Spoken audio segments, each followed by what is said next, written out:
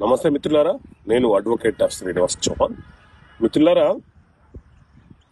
ఒక కేసులోని విషయం ఏంటంటే, ఒక వ్యక్తి గత 15 సంవత్సరాల క్రితం ఒక ప్లాట్ కొనుగోలు చేసినాడు.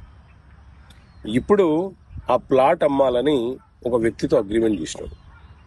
తీరా రిజిస్ట్రేషన్ దగ్గరికి వెళ్తే ఈ ప్లాట్ రిజిస్ట్రేషన్ కాదు, ఈ ప్లాట్ ప్రొహిబిటెడ్ లిస్ట్లో ఉంది అని చెప్పారు. సో ఈ కేసుకు సంబంధించిన విషయం ఏంటంటే, సాధారణంగా ప్రభుత్వ భూములు అమ్మకాలు కొనుగోలు చేయొద్దు.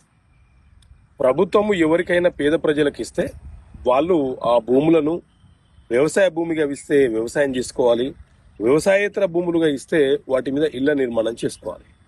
అయితే చాలా వరకు గ్రామీణ ప్రాంతాలలో, అలాగే కొంత అవగాహన లేని ప్రాంతాలలో చాలా మంది ఏం చేశారు అని అంటే, అగ్రికల్చర్ ల్యాండ్, గవర్నమెంట్ ఇచ్చినటువంటి అగ్రికల్చర్ ల్యాండ్ ఏదైతే ఉందో ఆ భూములను కూడా సబ్ రిజిస్ట్రార్లతో కుమ్మకైపోయి ప్లాట్ల వారీగా రిజిస్ట్రేషన్ చేసేసినారు.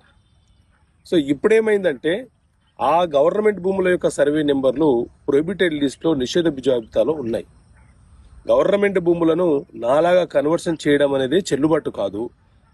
గవర్నమెంట్ పేద ప్రజలకు ఇచ్చినటువంటి భూములు ప్లాట్ల వారీగా అమ్మకాలు కొనుగోలు చేయడం అనేది చట్టబద్ధమైనది కాదు.